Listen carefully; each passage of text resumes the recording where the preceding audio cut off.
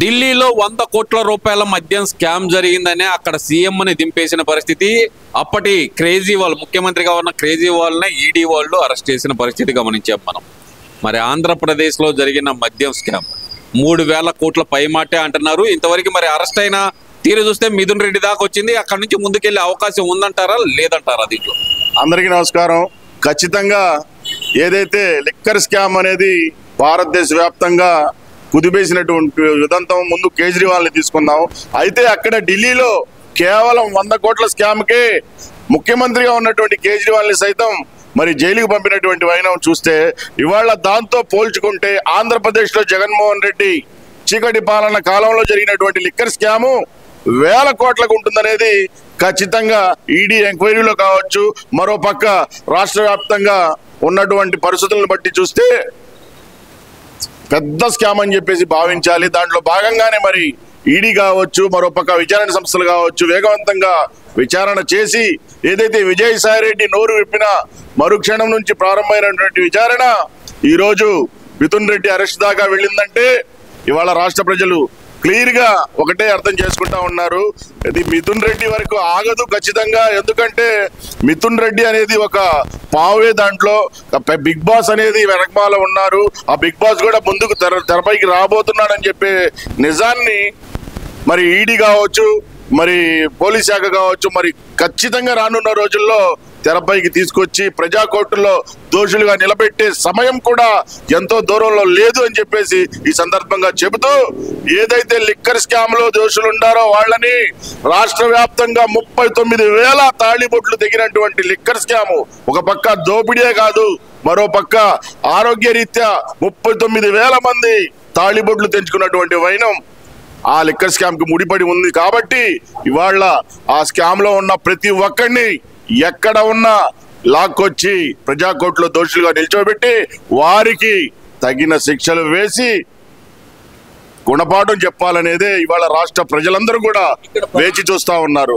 ఇక్కడ ప్రధానంగా చూస్తే కనుక నేను సజ్జల రామకృష్ణారెడ్డి గాని పెద్దిరెడ్డి గాని మాట్లాడుతుంది ఏంటంటే ఇది కక్షపూరితంగా చేసిన అరెస్టే తప్పితే అసలు మద్యం అలవాటే లేదు నాకు, మా కుటుంబంలో ఒకళ్ళు చనిపోయారు, అలాంటి వ్యక్తిని నేను మా కుటుంబంలో వాళ్ళు మద్యం స్కామ్ చేస్తారా అంటూ పెద్దిరెడ్డి మాట్లాడటాన్ని అసలు ఎలా చూడతారు?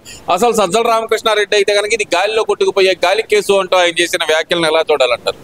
ఇవాళ సజ్జల రామకృష్ణారెడ్డి చెప్పినట్టుగా గాలిలో కొట్టుకుపోయే కేసే అయితే మీకు హైకోర్టు కావచ్చు, సుప్రీంకోర్టు కావచ్చు ముందస్తు బెయిల్కి వెళ్తే కోర్టుల తలుపు తడితే ఏ విధంగా తిరస్కరణకు గురయ్యారో ఒకసారి ఆలోచించాలి. ఎందుకంటే గతంలో రాష్ట్ర సలహాదారుడుగా ఉన్నటువంటి సజ్జల కావచ్చు, మరోపక్క మంత్రిగా ఉన్నటువంటి పెద్దిరెడ్డి కావచ్చు, వీళ్ళు చెప్పే మాటలు ప్రజలకి అయోమయానికి గురి చేసే విధంగా ఉంటాయే కానీ వీళ్ళు తప్పు చేసి కూడా మేము తప్పు కాదు అని చెప్పేసి వాళ్ళ మీడియా ద్వారా కావచ్చు, మరో విధంగా కావచ్చు జనాల్లో ఫేక్ ప్రచారాన్ని తీసుకెళ్లడంలో వీళ్ళు ఇరువురు దిట్ట కాబట్టి వీళ్ళ యొక్క మాటలు ఆ విధంగా ఉంటాయనేది ఇవాళ నేను చెప్పడం కాదు, రాష్ట్రంలో ఉన్న ప్రతి పౌరుడు కూడా చెప్పేటువంటి మాట.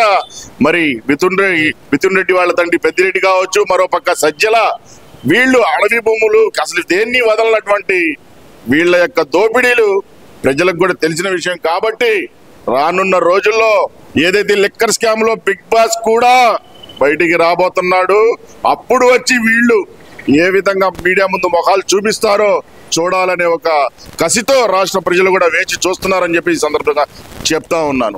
Big Boss Bigg Boss Bigg Boss అంటున్నారు, అసలు బిగ్ బాస్ కాదు కదా, అసలు ఈ కేసే పెద్ద బోగస్ అంటున్నారు కదా మరి వైసీపీ నాయకులందరూ. వాళ్ళు బోగు మాటలకి అనవసరపు మాటలకి మేము సమాధానం చెప్పాల్సిన అవసరం లేదు. ఎందుకంటే వాళ్ళకి తెలుసు స్వతహాగా ఏ ముందస్తు బెయిల్ కోసం ఎవడు వెళ్తాడండి, భయం ఉంటే వెళ్తాడు. మరి ముందస్తు బెయిల్ కోర్టులు తిరస్కరించాయంటే ఆ యొక్క కేసు గ్రావిటీ ఏ స్థాయిలో ఉందో వాళ్లకు తెలియదా, లేకపోతే రాష్ట్ర ప్రజలకు తెలియదా? ఇక్కడ ఇప్పటికీ కూడా మోసపూరిత రాజకీయాలకు మరి కేరాఫ్ గా ఉన్నటువంటి వైసీపీ నాయకులు మాట్లాడే మాటల్లో అస్సలు లేదు అనేది చెప్పవచ్చు. ఇవాళ కేవలం వాళ్ళు తగ్గి ఉండేటువంటి నైజం కాదు, ప్రజా తీర్పుని కూడా గౌరవించే నైజం వైఎస్ఆర్సీపీ పార్టీకి లేదు. ముఖ్యంగా ఈ ఏదైతే వైసీపీ నాయకులు ఈ పక్క నిన్న మిథున్ రెడ్డి అరెస్ట్ ఉదంతాన్ని ఏ విధంగా రూపుమాపాలి, మళ్ళా ప్రజల్లో వేరే మరి ట్రెండ్ ఏదైనా సృష్టించాలనే ఆలోచనలో ఉండి వీళ్ళని ఈ విధంగా వదలటం అనేది తాడేపల్లి ప్యాలెస్ డైరెక్షన్ లో జరిగినటువంటి ఉదంతాలుగా మనం కూడా భావించాలని చెప్పేసి చెప్తా ఉన్నాను. మీరేం తాడేపల్లి ప్యాలెస్ దాకా ప్యాలెస్ లో మొత్తం జరుగుతుంది అంటున్నారు. ఇదంతా ఏం కాదు, ఇది చంద్రబాబు నాయుడు మానస పుత్రిక లాంటి ఆయన ఆలోచనలోంచి వచ్చిన కేసే ఇది కావాలని పెట్టిన కేసు తప్పితే నిలబడే కేసు కాదు. ఈ కేసు చివరికి తిరిగి చంద్రబాబు మెడకి చుట్టుకుంటుంది. నువ్వు వదిలిన తోట నీకు, నీ కొడుక్కి, నీ కార్యకర్తలకే తగులుతున్నట్టు సజ్జల రామకృష్ణారెడ్డి వార్నింగ్ ఇస్తున్నాడు కదా. మరి వాళ్ళ సజ్జల ఇచ్చిన వార్నింగ్ ఒకటే చెప్పదలుచుకున్నామండి. ఏదైతే పెద్దిరెడ్డి ఉన్నాడో, పెద్దిరెడ్డి కావచ్చు, మా ముఖ్యమంత్రి వర్యులు చంద్రబాబు నాయుడు గారు కావచ్చు, ఇద్దరు చిత్తూరు జిల్లాకు చెందినటువంటి వారు. ఆయన 88లోనే శాసనసభ్యుడిగా మంత్రిగా ఉన్నప్పుడు నీకేమైనా నష్టం జరిగిందా? మరోపక్క మరి ఆయన ఎన్టీ రామారావు గారు ముఖ్యమంత్రి అయిన తర్వాత అత్యంత కీలకమైన బాధ్యతలు వహించినటువంటి చంద్రబాబు నాయుడు గారు నీకు ఏ రోజైనా ఇబ్బంది కలిగించారా? మరోపక్క 94, 99, 2004 ఈ మధ్య కాలంలో మీకు ఏమైనా ఇబ్బందులు కలిగినా? కానీ మీకు ఇబ్బంది అనేది కలిగింది. అది ఎప్పుడంటే 2007లో అప్పుడు ముఖ్యమంత్రి రాజశేఖర్ రెడ్డి మీ యొక్క కాంట్రాక్టుకు సంబంధించినటువంటి బిల్లులు ఆపేసినటువంటి ఉదంతం ప్రతి ఒక్కరికి తెలిసినటువంటి విషయం. వాళ్ళ బిల్లులు ఆపడం ఏంటంటే అసలు మరి 2007లో వాళ్ళిద్దరు బద్ద శత్రువులు సార్. పెద్దిరెడ్డి రామచంద్రారెడ్డి కావచ్చు, రాజశేఖర రెడ్డి గారు కావచ్చు. ఆ యొక్క పిఎల్ఆర్ అంటే పెద్దిరెడ్డి వాళ్ళ నాన్నగారి పేరు మీద ఉంటుంది, లక్ష్మారెడ్డి పేరు మీద ఆ యొక్క సంస్థ. దానికి సంబంధించినటువంటి బిల్లు 2007లో రాజశేఖర రెడ్డి కక్ష పూరితంగా ఆపినటువంటి ఉదంతం. అయితే కాలానుక్రమం వాళ్ళ యొక్క కొడుకు జగన్మోహన్ రెడ్డి మిత్రులు కాబట్టి మళ్ళా వైఎస్ఆర్సీపీ వెలుగులోకి వచ్చిన తర్వాత వీళ్ళు మళ్ళా అండర్స్టాండింగ్ వచ్చి ముందుకు వచ్చినటువంటి పరిస్థితే గాని ఏ రోజు కూడా చంద్రబాబు నాయుడు గారు అధికారం ఉన్నా సరే పెద్దిరెడ్డిని కించెత్తు కూడా మరి ఆయనకి ఇబ్బందులు కలిగించే విధంగా ఏ రోజు ప్రవర్తించలేదనేది ఆయన తెలుసుకోవాలి. మరోపక్క ఇక్కడ కక్ష పూరిత, ఇంకో పూరిత అనేది అనవసరమైనటువంటి మాట. ఇవి ఒక మాటలో చెప్పాలంటే కక్షపూరితంగా వ్యవహరించినటువంటి తీరు జగన్మోహన్ రెడ్డిది. ఎటువంటి మాట చెప్పండి. జగన్మోహన్ రెడ్డి ఈ మధ్యకాలంలో కూడా ఒక మాట అన్నాడు, ఆ పెద్దిరెడ్డి అనే వ్యక్తి చంద్రబాబు నాయుడు కొట్టినాడు కాబట్టి ఆ కక్ష మనసులో పెట్టుకుని కేసు పెడుతున్నాడు అంటున్నారు. నిజమేనా ఆయన? ఇవాళ జగన్మోహన్ రెడ్డి చెప్పేటటువంటి మాటలు మీడియా ముందుకు వచ్చి మాట్లాడుతూ ఉంటే ఒక కామెడీ షోని తలపించేలాగా టీవీ ప్రోగ్రాం చూడటమే తప్ప ఇవాళ జగన్మోహన్ రెడ్డి గారు ఏదైతే అధికారాన్ని కోల్పోయిన తర్వాత ఆయన యొక్క ప్రవర్తనాశీలి కావచ్చు, ముఖ్యంగా ఆయన యొక్క హావభావాలు కావచ్చు, ప్రజల్లోకి వెళ్ళినప్పుడు ఆయన మరి హావభావాలు చూసుకుంటే ఆయనకి మరి అధికారం పోయిన తర్వాత మానసికంగా చాలా ప్రెజర్లో ఉన్నాడనే విధంగా ఆయన యొక్క ప్రవర్తన కావచ్చు, మీడియా ముందుకు వచ్చినప్పుడు ఆయన యొక్క మాటలు కావచ్చు, తడబాటు ధనం చూస్తూ ఉంటే ఖచ్చితంగా మరి ఆయనకి ఏదైతే పదవి పోయిన తర్వాత ఆయన నిలకడగా లేనటువంటి మతి మరి ఆ విధంగా వచ్చి చెప్పేటటువంటి మాటలే కానీ ఇవాళ పెద్దిరెడ్డికి చంద్రబాబు నాయుడు గారికి రాజకీయ కక్షలు కాదు, రాజకీయంగా ఎదుర్కోవడం తప్ప ఎవరికి ఇక్కడ కక్షలు అనేవి లేవు అనేది స్వయానా పెద్దిరెడ్డికి తెలుసు, చిత్తూరు జిల్లా వాసులకు తెలుసు, చిత్తూరు జిల్లా నాయకులకు తెలుసు, ఢిల్లీ స్థాయిలో కూడా తెలిసినటువంటి మాటలు పెద్దిరెడ్డి చంద్రబాబు నాయుడు గారి యొక్క ఏదైతే ఉదంతం ఉందో దానికి సంబంధించినవి.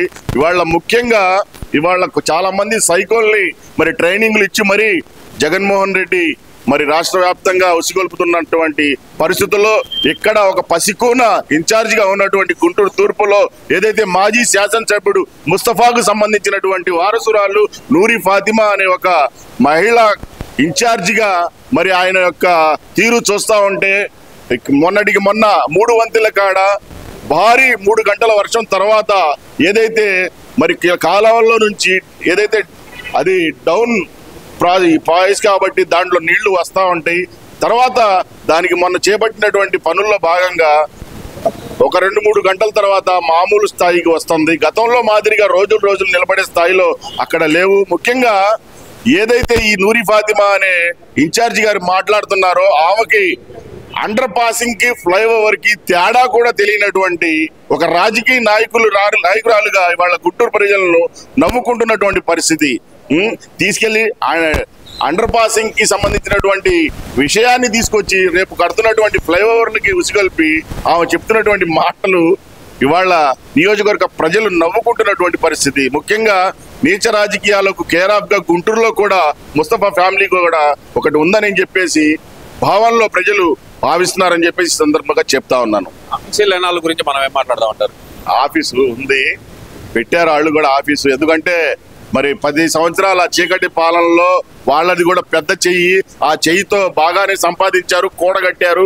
ఆ యొక్క డబ్బు ఖర్చు చేయించాలనే ఒక ఉద్దేశంతోనే మరి హైకమాండ్ కూడా ప్రస్తుతం కూడా, ఎందుకంటే ప్రజాగ్రహానికి కూడా గురైనటువంటి వాళ్ళని తీసుకొచ్చి డబ్బులు ఖర్చు పెట్టే వాళ్ళు లేరని చెప్పేసి వాళ్లకు బాధ్యతలు అప్పచెప్పి పని చేయించుకున్నటువంటి వైనం దాంట్లో భాగంగా.